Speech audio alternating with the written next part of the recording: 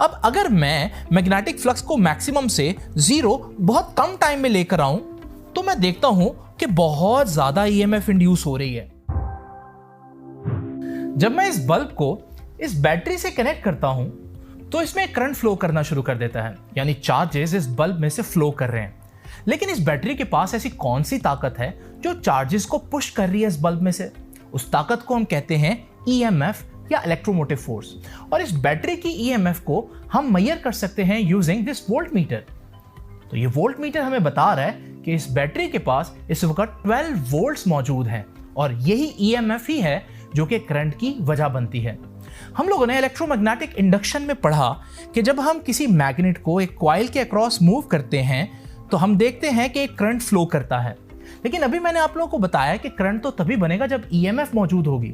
तो ये कहने की बजाय कि मैग्नेट की मूवमेंट से करंट बना है, मैं कहूंगा मैग्नेट की मूवमेंट से ईएमएफ इंड्यूस हुई है। और इस इंड्यूस्ड ईएमएफ को हम सिंबल देते हैं एप्सिलॉन का। और आज हम यही देखेंगे कि ये इंड्यूस्ड ईएमएफ किन फैक्टर्स पर डिपेंड करती है। इस वक्त ये मैग्नेट कॉइल के बहुत करीब है और बहुत सी मैग्नेटिक फील्ड लाइंस इस कॉइल में से पास कर रही है, मतलब फ्लक्स मैक्सिमम है। लेकिन अगर मैं इसे दूर ले जाऊं तो अब कोई भी मैग्नेटिक फील्ड लाइन कॉइल में से पास नहीं कर रही, मतलब इस पॉइंट पर फ्लक्स जीरो है। अब अगर मैं मैग्नेटिक फ्लक्स को मैक्सिमम से जीरो बहुत कम टाइम में लेकर आऊं तो मैं देखता हूं कि बहुत ज्यादा ईएमएफ इंड्यूस हो रही है।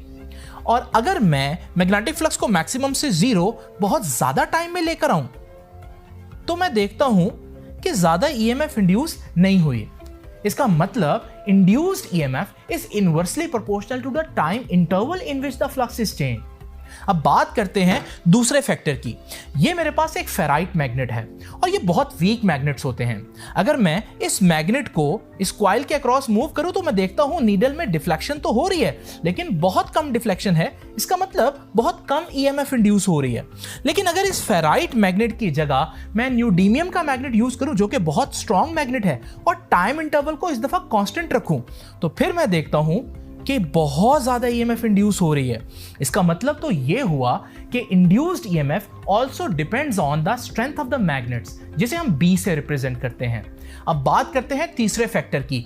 अगर मैं टाइम इंटरवल को भी कांस्टेंट रखूं और नेचर ऑफ द मैग्नेट को भी कांस्टेंट रखूं और सिर्फ इस मैग्नेट को इसके एक्सिस पर रोटेट करूं तो मैं देखता हूं जैसे जैसे एंगल चेंज हो रहा है वैसे वैसे ईएमएफ इंड्यूस हो रही है। इसका मतलब तो ये हुआ कि induced EMF also depends on the angle between the magnet and the coil। और एंगल को फिलहाल मैं थीटा लिखने की बजाय cos थीटा लिख देता हूं। आपने नोट किया कि पहले तीन फैक्टर्स के लिए मैंने कॉइल को चेंज नहीं किया, लेकिन अब वक्त आ गया कि मैं डिफरेंट कॉइल्स को यूज करके देखूं कि कब ईएमएफ ज्यादा इंड्यूस होगी और कब कम इंड्यूस होगी। हम देख रहे हैं कि इस कॉइल में कॉपर की नंबर ऑफ टर्न्स कम है, लिहाजा जब मैं मैग्नेट को इसके अक्रॉस मूव करता हूं तो बहुत ज्यादा ईएमएफ इंड्यूस नहीं होता। मैं देख रहा हूं कि इस कॉइल में पिछले कॉइल की निस्बत नंबर ऑफ टर्न्स बहुत ज्यादा हैं, लिहाजा जब मैं मैग्नेट को इसके अक्रॉस मूव करता हूं तो मैं देखता हूं कि बहुत ज्यादा ईएमएफ इंड्यूस हो रही है। इसका मतलब तो यह हुआ कि induced EMF also depends upon number of turns in a coil. अब बात करते हैं कॉइल के एरिया की। इस कॉइल का एरिया काफी ज्यादा है, लिहाजा जब मैं मैग्नेट को इसके अक्रॉस मूव करता हूं तो मैं देखता हूं कि काफी ज्यादा ईएमएफ इंड्यूस हो रही है। लेकिन इस कॉइल का एरिया प्रीवियस कॉइल से बहुत कम है, लिहाजा जब मैं इसके अक्रॉस मैग्नेट को मूव करता हूं तो मैं देखता हूं बहुत ही कम ईएमएफ इंड्यूस हो रही है। इसका मतलब तो यह हुआ कि induced EMF also depends upon the area of the coil.